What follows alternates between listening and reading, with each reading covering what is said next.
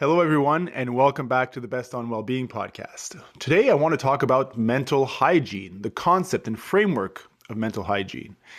There are many public facing recommendations by large institutional organizations that tell us some basic benchmarks that we should all aim for in terms of supporting our health. So, for example, the Canadian Dental Association tells us we should aim to brush our teeth 2 minutes twice a day. The Canadian Sleep Society tells us we should aim to get about 7 to 8 hours of sleep per night and avoid nicotine, alcohol, and caffeine before bed. The World Health Organization, along with Health Canada and in the US, the CDC, recommend for everybody to aim for about 150 minutes a week of physical activity in order to support overall health and cardiovascular health.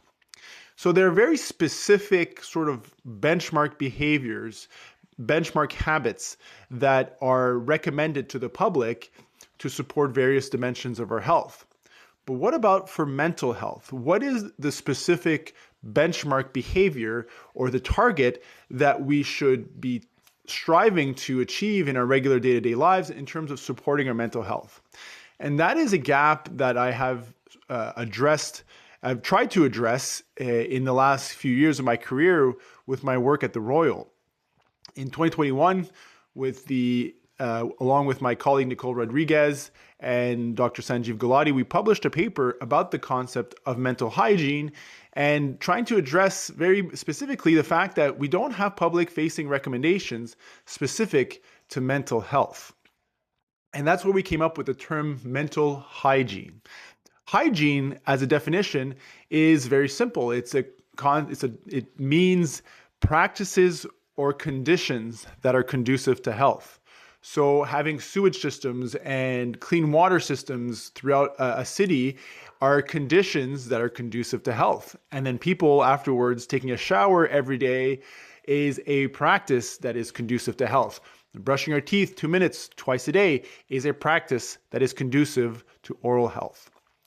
And so what we tried to do here was to create a basic overall idea or a framework for people to follow in terms of recommendations for our mind. So as we reviewed in this podcast a number of times, there are many different ways in which we can support our mental health. We've talked about gratitude exercises, for example. Writing things down, different things every day that we appreciate and trying to feel a little bit of appreciation for it. Gratitude exercises, different types of meditation practices or mindfulness meditation, praying, deep breathing. We've talked about breathing stillness, but there's other techniques called, for example, box breathing or different methods. If people don't like that kind of contemplative approach, there are very other ways. For example, journaling, writing down, journaling what's on our mind on a day-to-day basis, very good for the brain. Thinking through versus thinking about. If we write things down that are bothering us and we really try to think through it on paper rather than ruminate about it, excellent thing to do to support our mental health. The very fact of exposing ourselves to nature exposure, we know is very good for the brain. So what we tried to do was create a lot of variety in terms of what's available for people to support their mental health. Our basic criteria was that it was accessible, that it was evidence-based, that there was quite a bit of evidence that doing these things on a regular basis support our mental health, and also that they're kind of cross-cultural, that there's not too many cultural barriers in terms of implementing these practices. So the basic idea is similar to the recommendations of the World Health Organization. When you think about it, when the World Health Organization tells you 150 minutes per week, they don't tell you exactly what to do. You need to jog or you need to go for a hike in the woods. They tell you just get some physical activity, get 150 minutes in a week, and that should be very helpful to your overall health. So whether you bike, you run, you walk, you go to the gym and do weights and keep your heart rate up, you swim, it doesn't matter. Just get 150 minutes in. And that's the approach we really want to take with the concept of mental hygiene, is that it doesn't really matter what you choose as long as you do something every day to support your mental health. So similar to physical activity, you don't need to necessarily do a certain way. You can do, let's say, about 20, 25 minutes every day of the week. You can do 2 long workout sessions twice a week. You can do something in between 3, 4 times a week. It doesn't matter. And similarly, our recommendation was to everybody do 10 minutes a day in whatever way they want, essentially. So you do either 2 minutes 5 times a day, 1 minute 10 times a day, 10 minutes all at once, 5 minutes twice a day. If you just get in 10 minutes a day in whatever way you want, you can choose whichever approach you want. You can mix and mash them. You can combine them, whatever you connect with. That's what's the important thing, is to just do something. Do something that's good for your mental health deliberately on a regular basis. And what we found, but was because we had the opportunity, Michaela Berniquez and Andrea Tompkins and Jen Sanger helped us in 2022 to have our very first mental hygiene challenge. Was an initiative by this group of people that was awesome, and they came up with the idea of getting everybody to do a challenge where everybody's challenged to do 10 minutes a day of mental hygiene throughout an entire month. And fortunately, we were able to gather some data. And what we found consistently, because we did it for a couple of years in a row, was that when people do 10 minutes a day, they tend to feel better. We would take well-being surveys before and after and compare them when we matched people with the data, and found consistently that people tend to feel better when they take care of their mental hygiene on a day-to-day basis. So again, it's all about just getting it done in whichever way you can do it. A few minutes here, a few minutes there, whatever. It's a hygienic practice. And what we really strive to communicate to the public is having a realistic perspective that this is hygienic. This is not an intervention. It is a hygienic approach. In other words, there's no end to this process. This isn't a cute trick that you do, or a hack, like a mental hack for my mental health. Like I have a hack and all of a sudden I'm feeling great and everything's amazing. That's not really how it works. Health is a product of lifetimes of day-to-day good habits. So for example, I can tell myself, hey, well, I've been brushing my teeth for, many decades, since I was 4 or 5 years old, and now I'm done. I've done a good job. I brushed my teeth a lot. I'm going to stop. Well, what's going to happen is, my oral health will probably decline because I cease to brush my teeth. I cease to practice good dental hygiene.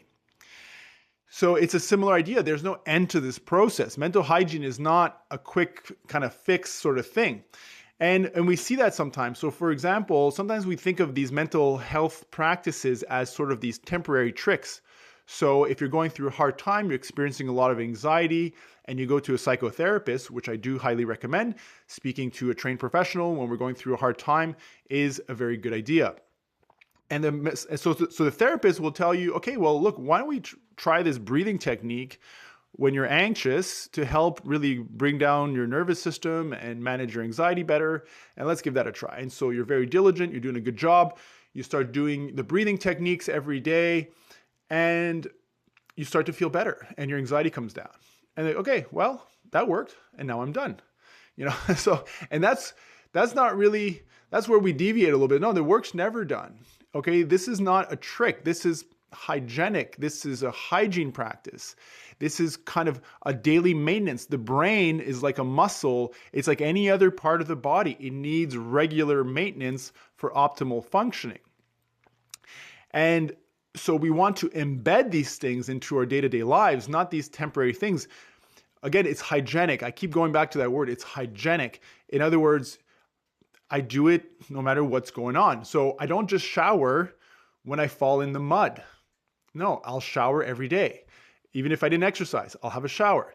I don't just brush my teeth when my teeth start to hurt. Even if my teeth feel great, I think they look good, whatever, I still brush my teeth. And so it's the same idea with practicing these practices for mental health: deep breathing, gratitude, praying, meditation, journaling, nature exposure. There's so many different ways to go about it. It's not about doing it when we feel bad. Although we can still do it, we feel bad. That's the thing. It's like if I'm unwell and I've got a little bit of a cold, or I'm kind of sick, I've got the flu, I'm still going to brush my teeth. And I should still probably get in the shower every day.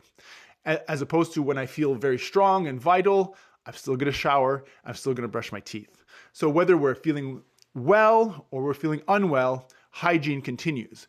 Whether we're rich or we're poor, hygiene continues. So this is a universal concept. This is not for certain people. This is not for people with mental health challenges, but the mentally well, let's say, don't need it. This is a universe. Everybody needs to brush their teeth. Everybody needs to shower on a regular basis, and everybody needs to move their bodies a little bit every day. And everybody needs mental hygiene on a day-to-day basis. And it's similarly, sometimes again, these mental health practices, it's good to have a realistic approach, a realistic kind of framework in terms of how it works in our day-to-day lives. We can over-expect sometimes. I've seen this too, like, when people practice, let's say meditation or prayer or whatever, it's like, oh, I'm still having a hard time.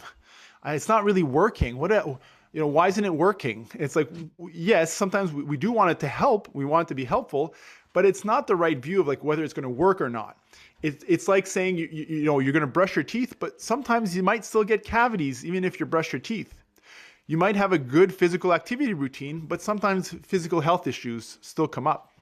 Similarly, you can have a very good mental hygiene practice and you do it every day, but you still might face mental health challenges nevertheless. But not doing these things, so for example, brushing your teeth doesn't prevent all dental health issues, doesn't prevent all cavities, but not brushing your teeth likely make you more vulnerable to developing dental health issues. So it's still protective. So mental hygiene is protective, but it's not some perfect cookie cutter solution for everything. And the last piece I want to say is that this doesn't fix our lives, okay? Hygiene, for example, showering and brushing my teeth every day won't fix my life challenges. If I'm having a bit of a disagreement with my spouse, or I'm worried about this thing, or something at work is happening, or some financial stress or whatever, it's not like brushing my teeth and showering is going to fix those issues. But not showering, not brushing my teeth, not moving my body will make it much more difficult to face those challenges. And that's the idea with mental health, with mental hygiene. Practicing mental hygiene, to have a good routine, whether it's 2 minutes 5 times a day, 1 minute 10 times a day, 5 minutes twice a day, or 10 minutes all at once, whatever way works for you, is meant to support you in terms of day-to-day challenges, not remove your day-to-day challenges. So the recommendation, like I said, we get about 10 minutes a day in whatever interval you want, whatever approach you want. You can mix and match them. The idea is just to pick something you connect with. Those things can change over time. It can change every day. It doesn't matter. Just engaging the fact that your brain, like every other part of your body, needs maintenance. And that's what the mental hygiene is all about. Well, that's it for today, folks. If you find it helpful and you like listening to these, please share, please follow. It's always appreciated to have a bit of support in that regard. And I wish you a very good day. We'll see you next time.